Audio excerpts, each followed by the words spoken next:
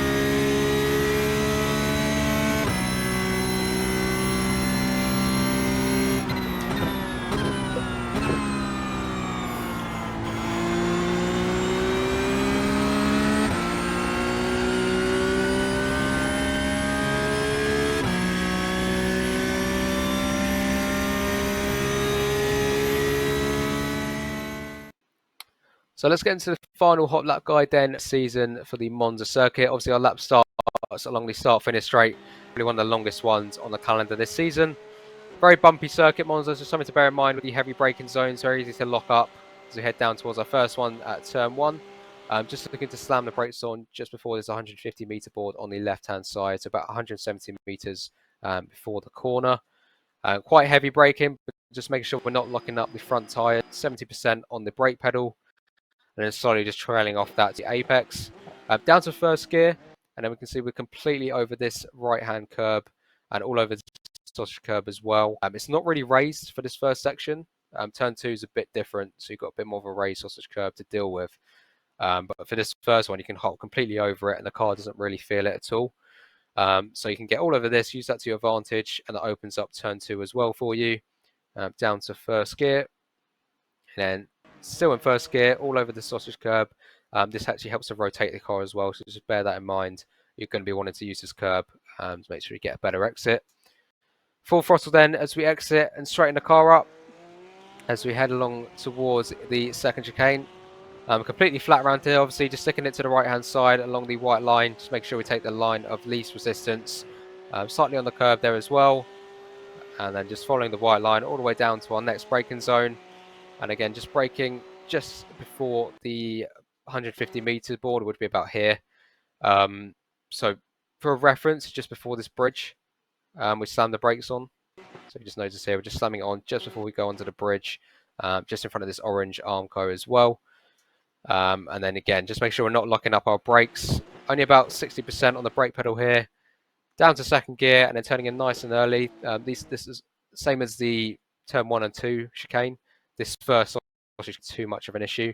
You can hop quite nicely over it. It's just the second one's a bit more raised, so you've got to watch out for it.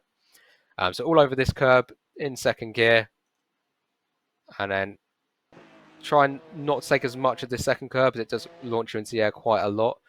Still taking quite a lot of the orange bit, but just past that, you just want to be a bit careful, and you will pick up a sound if you're not careful as well.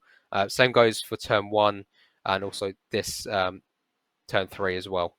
Just got to be careful you don't hop over too much of this, as you will pick up a slowdown, and they're quite harsh around here in general.